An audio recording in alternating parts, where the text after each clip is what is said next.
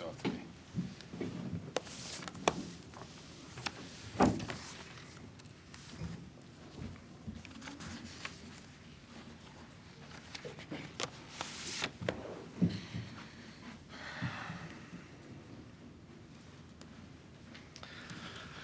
Good afternoon, everyone, and thanks again for joining us today. Again, in the Legislative Building in Regina, we have Premier Scott Moe and Dr. Shahab. Joining us over the line in Saskatoon is SHA CEO Scott Livingstone. Both Premier Moe and Dr. Shahab will have some brief opening remarks, followed by time for questions. Premier?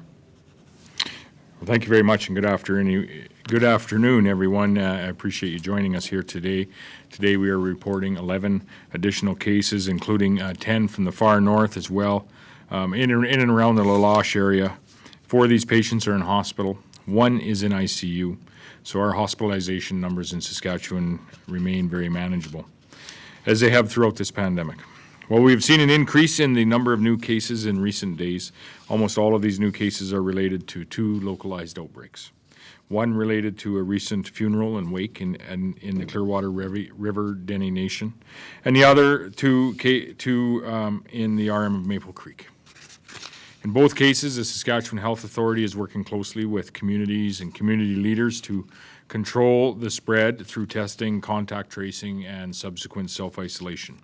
We are confident that these efforts will be successful in limiting the spread of COVID-19, as has been the case with previous outbreaks. Yesterday, we moved to Phase 4.1 of the Re-Open Saskatchewan plan. Now almost all businesses, services, facilities, and activities in our communities across Saskatchewan can be open. So today I'm pleased to announce that Phase 4.2 of the Re-Open Saskatchewan plan will begin this Monday, June the 29th. Under Phase 4.2, movie theaters and live event theaters will be able to reopen. And like any other business, they will need to follow enhanced cleaning and physical distancing guidelines that have been put in place. Like places of worship, crowd size will continue to be limited to 30% of capacity, or 150 people total, whichever is less. Also on June 29th, libraries, museums, and art galleries can reopen. Of course, all the guidelines for theaters and libraries, art galleries, and all other types of businesses and facilities can be found in the Re-Open Saskatchewan plan on the government website. With theaters and museums allowed to reopen on June the 29th, really the only types of businesses that are not allowed at this point in time to open in Saskatchewan are casinos and bingo halls. And we expect to announce that reopening date very soon. A number of other restrictions are also being changed or lifted. Campgrounds, for instance, can book overnight camping at 100% capacity as of this Friday, June the 26th. Effective immediately, contact sports are now allowed. And spectators are now allowed at games, so long as they follow physical distancing measures. Showers, locker rooms, bathrooms at the campgrounds, parks, beaches, gyms, golf courses, and similar facilities can now all open. And change rooms in clothing stores can also fully open. Again, the details on these, as well as all of the other guidelines and restrictions, can be found in the Re-Open Saskatchewan plan that is on the government website. Our goal continues to be, as it always has been, to reopen as quickly as possible while doing so as safely as possible. I'm very happy to be making these reopening announcements here today, but I will be much happier when everything is reopened and I'm able to quit making these reopening announcements. So with that, I will ask Dr. Shahab to make a few comments. Thank you, Premier. So again, we can all see more outdoor activities happening, children outside, enjoying the summer weather. And again, I think the message here is that it has been a phased, systematic approach, and we just need to be aware that it is going forward in a new normal, not business as usual. So even as sports teams are training and maybe playing within a small bubble, just being conscious that obviously during sports you can have a bit of contact, but on the bench, maintain that physical distancing. Just those small things I think we need to be aware of. And similarly, as we have, the weekend, there was lots of backyard barbecues happening. Again, just, if people are within your 15 people that are part of your virtual household bubble, you can get closer than 2 meters. But if it's people who aren't part of your household bubble, maybe just maintaining that physical distancing even in an outdoor barbecue. And we've been asked that question, virtual households can't overlap and become an infinite number of virtual households. So I think that's just something being aware of. We have seen quite a number of daily cases over the last few days. So while that is something that public health colleagues are actively following up, we have to recognize that they are linked to two ongoing outbreaks in the Northwest. Many of the cases now are secondary household cases. So whenever there's a mass gathering or transmission event, you do see for a few weeks secondary cases or chains of transmission due to household contact. So that's what we're seeing in the Northwest. And obviously in the Southwest again, there's ongoing active case finding that results in more cases being identified due to active case finding, going door to door, working with community leadership to enhance testing and make testing easily available. And that's why it's a good thing that we're finding as many cases as we need to just make sure that cases are isolated for the 2 weeks. Many of them will make a recovery at home. And those who require hospitalizations obviously will be hospitalized, and close contacts will also be asked to isolate at home for 2 weeks. And once they're asymptomatic, they can then continue with their activities. But again, I think the message there also is that re-looking at everything we do in terms of celebrations, day-to-day events, whether we're eating together or praying together, just maintaining that physical distance is going to be critical for us as we move forward. Thank you. Thank you, Doctor. Thank you, Premier. We'll take our first question from the room. Murray? I guess mostly for Dr. Shahab, how do you think it's going to go? Because you're now in an area where you're dealing with darkened venues, very social venues. I assume that you're not going to have concessions open, I assume, because you probably can't according to your rules. But can you successfully police social distancing, all the other things that you want to still continue on at this particular point in these venues where it's going to be increasingly difficult the more of these things you open up? I think one thing I like to say about Saskatchewan, specifically in Canada in general, is that we police each other all the time. And, you hardly ever see anyone jumping out of a queue. And if someone does, there's others who say, hold on. And I think, so that's just normal behavior. And then right now, if there's a queue, it's just 2 meters distant. And many venues will have markers to remind us to keep that 2 meter distance. But even if there's no markers, I think we just need to build that into our muscle memory, that even if we're going to friend's house, we need to help each other out to have the layout so that we maintain that 2 meter separation. Maybe plate the food out. One person plates the food out. In terms of movie theaters and those kind of settings, the concessions obviously have a food handling certificate, so they will give, a single family or a single person serving. And if you're part of a household, you can share your bag of popcorn. But if you're going as a group, not part of a virtual household, maybe not pass the popcorn around. And I think that's some of the things that I think we just need to remember as we're out enjoying events and venues. And we'll see how it goes. I think as long as we can maintain that discipline, we will see cases and clusters here and there. I don't think we can pretend that we won't, but as long as we see the occasional case or a cluster, we can manage that. And it's up to people also to go forward and get tested if they're concerned or if they have any symptoms, because that's really important. That informs us what needs to be done for you as a person who may be symptomatic, maybe transmitting your close household contacts, but also where did you get exposed, because then we can refine the guidance.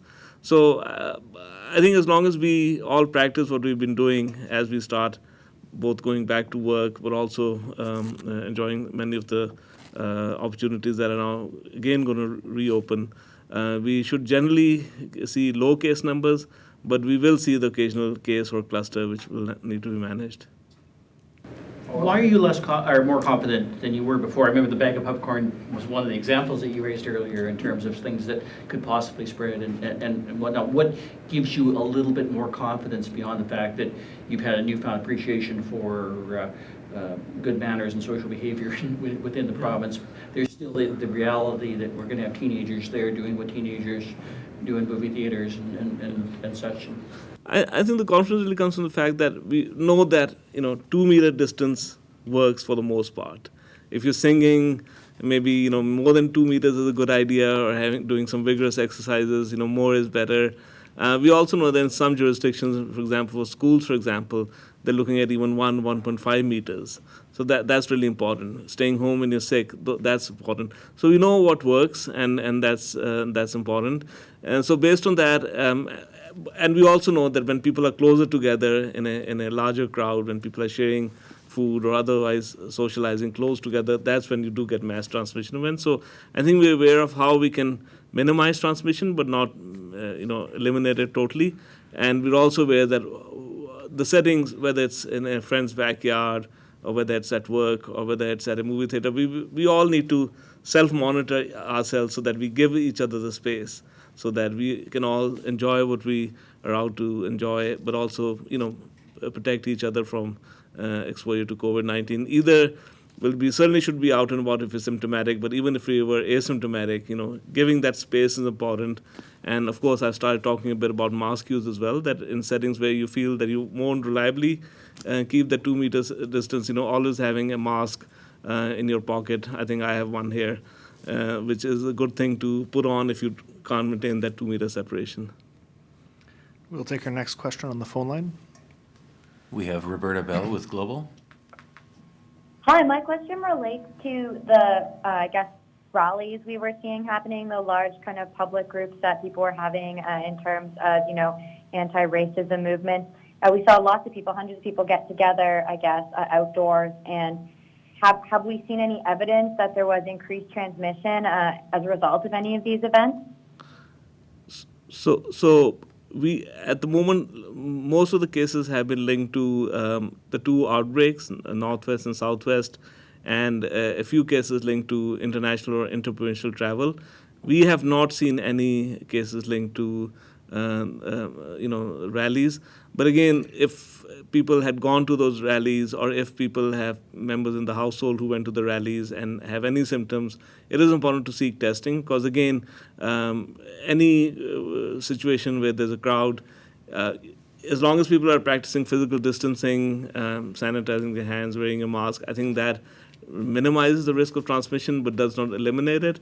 So the second then layer of protection is obviously to seek testing. If you were at an event or you had a household member who was at an event 2 or 4 weeks ago, and then if you or anyone else in the household is becoming having symptoms, seek early testing and advice from public health.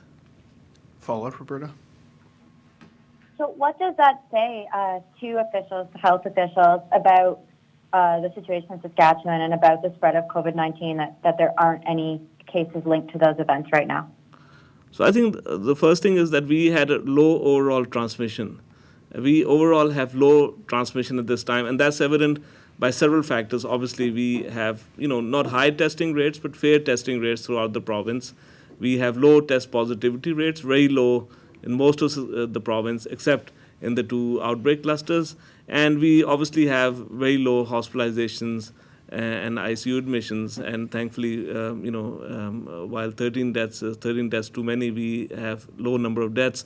So all that shows that our COVID transmission is not zero. We can never assume it's zero as long as there's a global pandemic, but it is very low. So I think that would have mitigated any intense transmission events through mass gatherings. But we have to remember, like in the Northwest and in the Southwest, COVID can come back very quickly and it can spread very quickly. So we do need to observe all the precautions that we have in our guidelines going forward.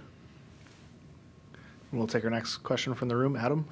For Dr. Shahab, are there any recommendations going forward for people that are wanting to travel this summer interprovincially?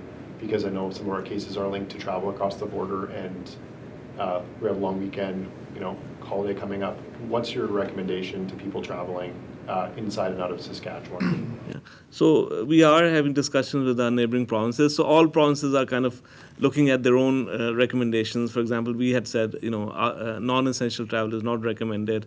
We are working towards working with the neighboring provinces to have a more permissive approach. But I think when you're traveling from one province to another, or even if you plan to go to a specific part of either within Saskatchewan or in another province, I think it's good to check ahead in terms of what's happening in that province, and even locally, are they open to camping or hotels for people who aren't from that province? My general advice, though, is that do more things locally than further away from home. Even if you're going out for a walk, everyone doesn't have to go to one place in town. You can go for a walk in your neighborhood or the neighborhood next to you. I think doing things locally is better than doing things at one site within a city or community. And enjoying what you can enjoy closer to home is better than going further away. So that's a general recommendation. But having said that, if people do want to travel interprovincially, I think they need to make sure that they check to see what's permissible in the other province, and they need to plan it ahead in terms of, is everyone asymptomatic?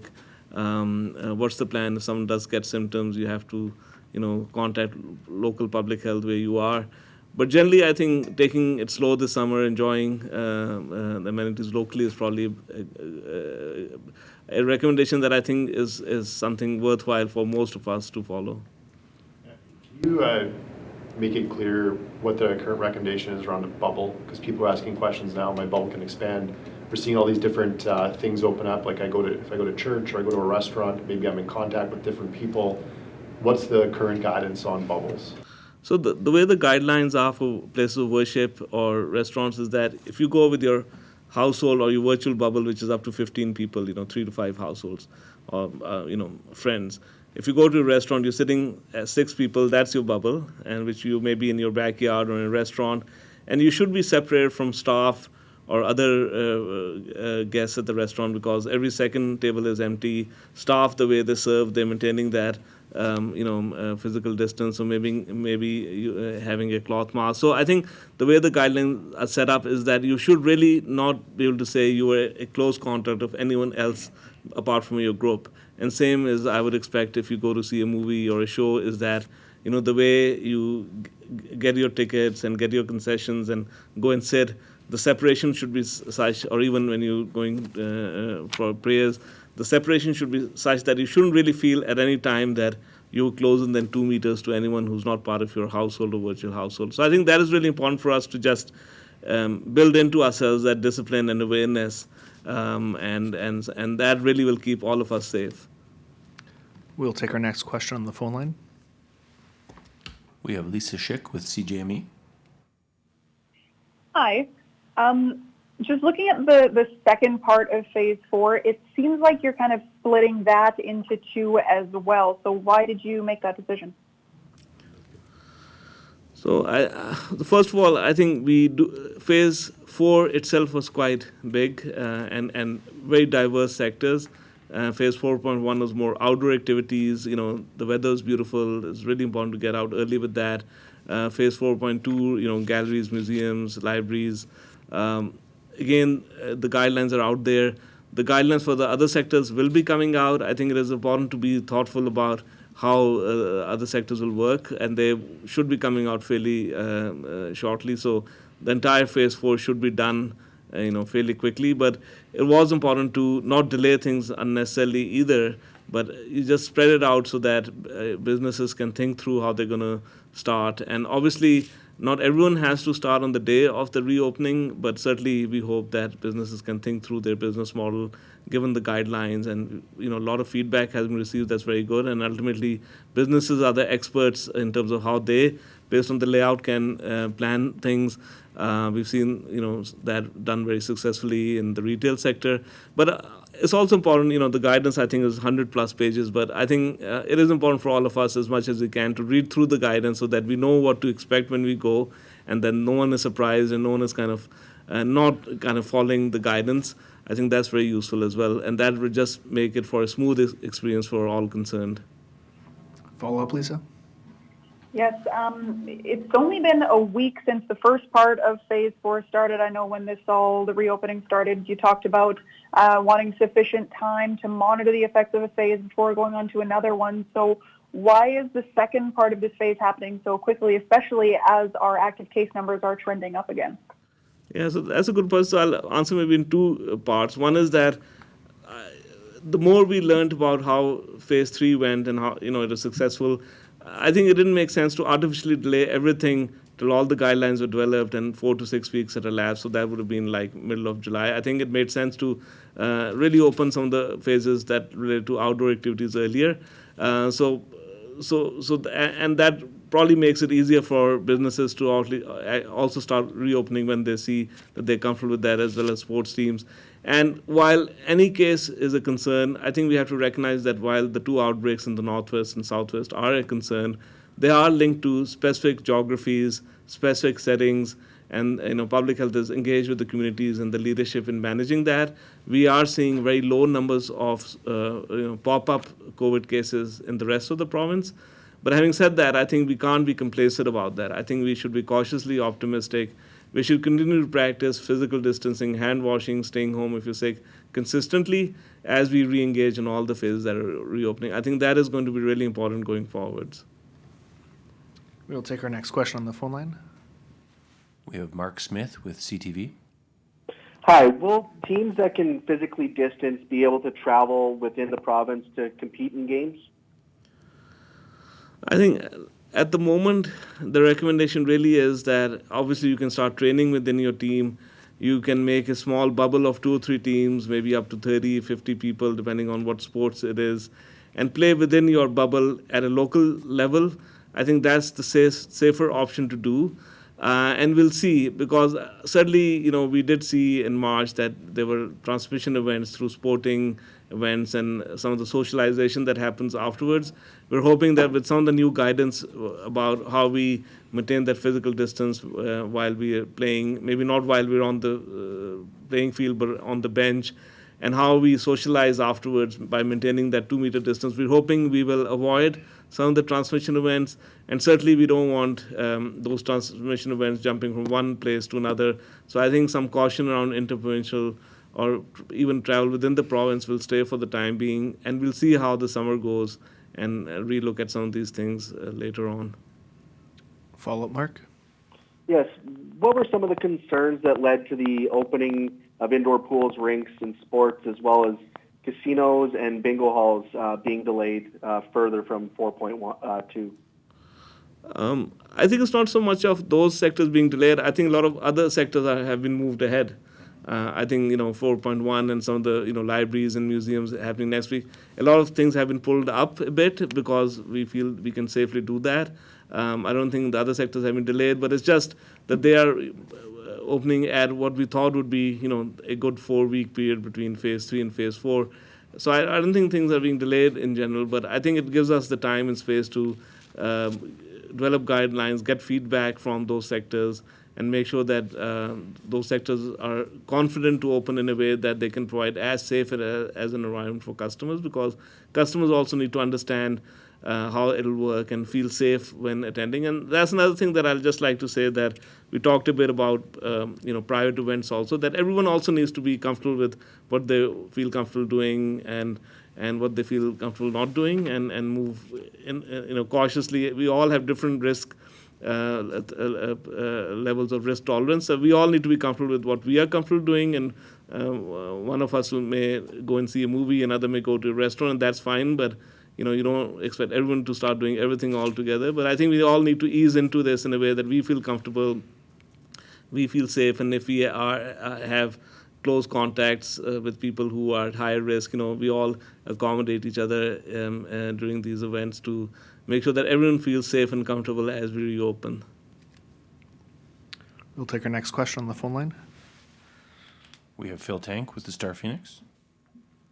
Yes, I see that you've now made it mandatory for workers in restaurants, care services, and gyms to wear masks when physical distancing is not possible. Why those in specific and not other ones? So I think we have relaxed the guidance, and the way I'll explain it is that, so there's a hierarchy of controls.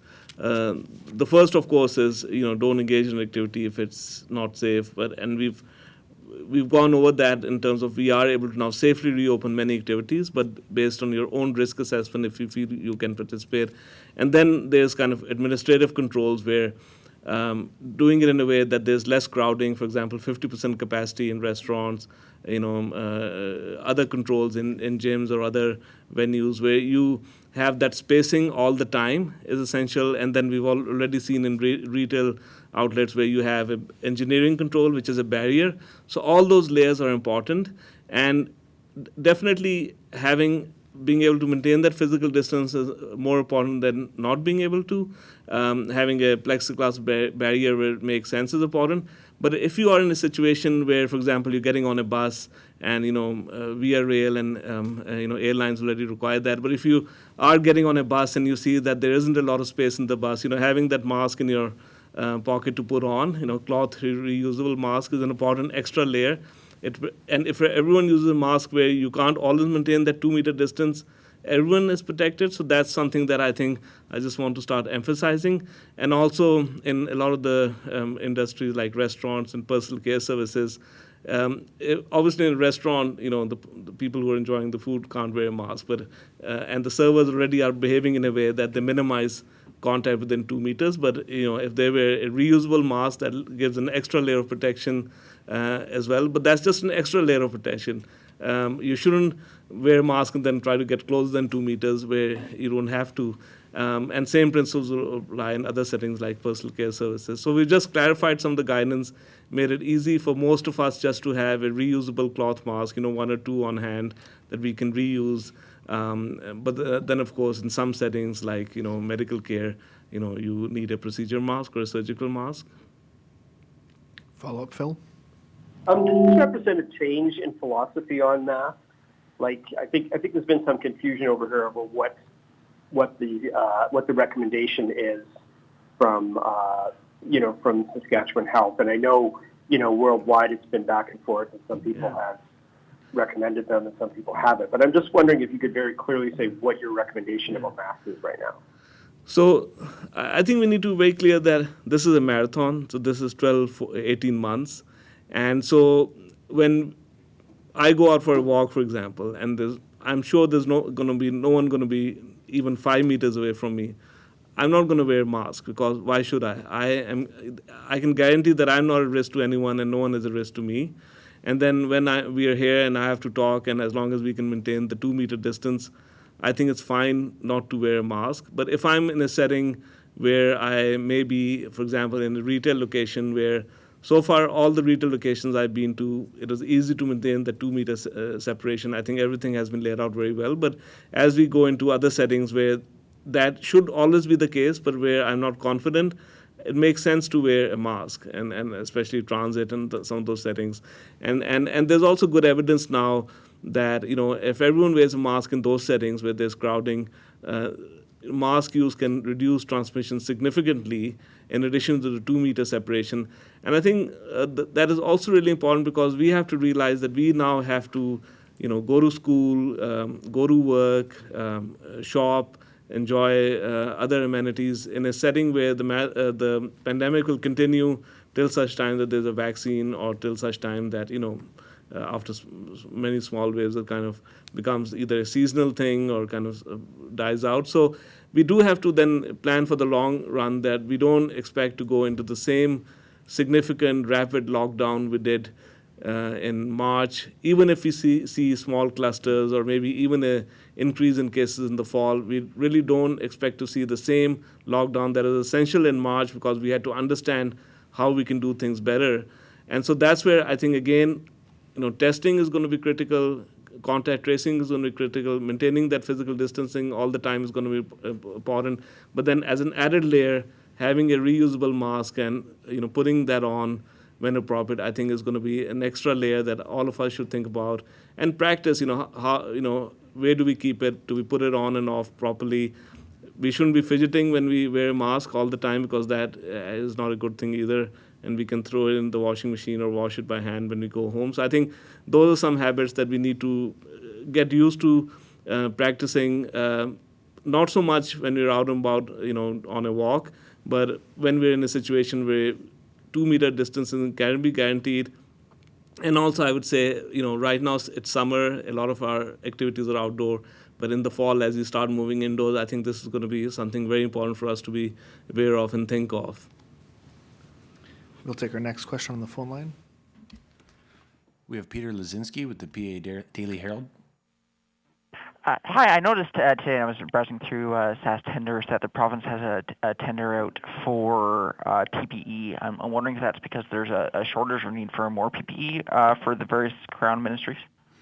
No, I'm not aware of this specific tender, but I know that the Ministry of Health has been working with closely with Sask Builds in procuring personal protection equipment, as it has been challenging at times over the course of the last number of months, but we have been able to procure the required amounts of PPE for our needs within government. So I'm not aware of the precise tender that's out there, but I do know that the Ministry of Health has been working closely with Sask Builds on these procurement initiatives on PPE. You have a follow-up, Peter? Yeah, and we've been talking a lot today about masks and changing mask messaging. Is there a plan to either communicate to residents the need to, or the recommendation they should be wearing masks, or to go down the Alberta route of offering masks through drive-thrus? Through which? Drive-thrus. Oh. You want to comment on that? Yeah, I think at the moment, I'll certainly be talking more about masks in general, and I think all of us need to think about what kind of masks do we want to get for ourselves and our family members. Children under 2 recommended not to wear a mask. I think that may not be safe or appropriate. But certainly, all of us need to be comfortable about how and when we will use masks, what kind of reusable masks we want to get, and I think it's good to start thinking about that.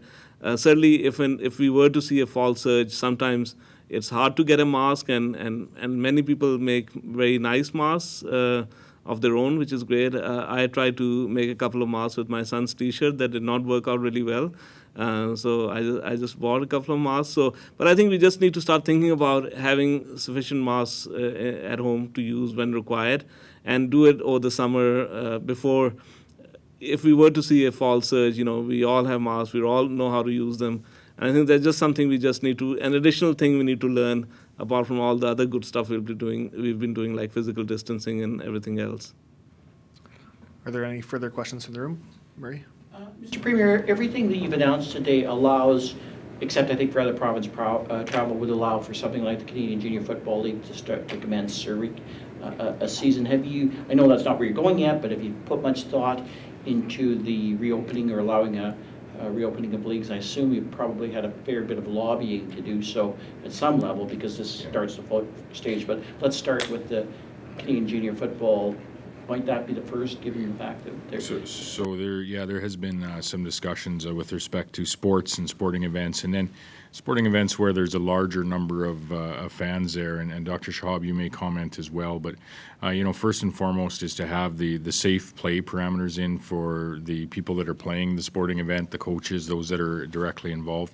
Then the second is to have safe parameters in place for spectators. But there's some very preliminary, I would call them, discussions with respect to some of our leagues, and maybe not directly the CIS or anything along those lines, but I think of the SJHL as well coming this fall, the WHL, all gate-driven leagues, much like the CFL, which is ultimately the largest sporting events that we have. Is there an opportunity to have these discussions on how this may work? And I think first and foremost, Dr. Shahab had said this is a marathon. We do need to look out over the next number of months, not the next number of weeks, in continuing to be safe. And our situation may change as we go through time with respect to what our numbers are, how those cases are being transmitted in our communities. But there is some very preliminary discussions on, really, first of all, let's get the safe play parameters in place, and then second of all, can we even have a discussion about, some larger groups in some of these venues? Many of these leagues, the CFL being the largest among them, but the SJHL, the WHL, the CIS, university football, a little different, but other football leagues are very similar. They're gate-driven leagues, right? And so they don't have the TSN marketing rights and things of that nature. So there is those very preliminary discussions going on. There's many challenges with how that could potentially work, and we haven't came to any decisions as of yet. What form of those preliminary discussions taking place? Are you striking a committee to pros and cons? I suspect it would require the expertise of someone like Dr. Shahab, and within the parameters of discussion, it takes a while for leagues like all these leagues to reset, and particularly the closer you are to a fall activity like football, the the more difficult it would be to happen immediately. But at this particular point, is there's been some structure within the decision-making group as to how these things can be moved forward? How are these decisions now being assessed and or made, sir? Yeah, the structure would be that Dr. Shahab and his team in public health have been meeting with the various associations on the safe play guidelines. We're seeing some of that put forward here in the last week or two, and again today, to ensure that the people on the field are able to stay safe, the people that are directly involved. The second is, again, through the committee, I suppose, would be Dr. Shahab and his team working with the individual leagues or a collection of leagues. Like we have a number of hockey associations or leagues that have come together for a more collaborative discussion, if you will, because the challenges that they face, for example, in the SJHL are very similar to what they face in the WHL. The same in many of our football leagues and others. So they have come together in their groups to have at this point very preliminary discussions, but as to is there some parameters that we can look at where there could be some opportunity for these types of events to go forward, later this fall into the winter. Now, the caveats to that are one is things may change between now and then, and they may change as we get into a league or anything of that nature. And two is there's no guarantee that we will be able to move forward with this in a safe manner. Public safety and minimizing the opportunity for the spread and managing the spread of this virus needs to be paramount at every opportunity. I don't know if you have anything more to add to that, Doctor, but that's really the two areas that I've been aware of. Yeah, I think what I would say is that for recreational leagues, we already talked about outdoor training and maybe playing in a bubble.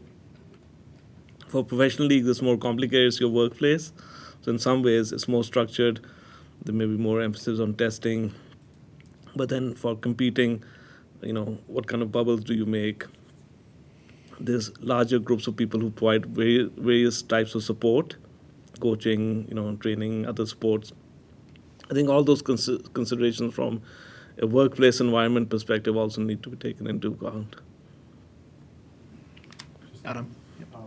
We've seen more data on hospitalizations shared over the past number of weeks. Is there going to be publicly posted how many ICU admissions we've had total, how many ICU recoveries we've had, and also the total number of hospitalizations? Because the chart right now isn't set up that way. Well, I'm just wondering if that's going to be made public anytime soon, or if we can get those numbers. Yeah, we can bring that back. Like I think in the past I did speak to total number of cumulative hospitalizations and ICU admissions by age groups and risk factors. So that certainly we can bring that back again. Yeah. Thanks very much, everyone. That concludes our time for today.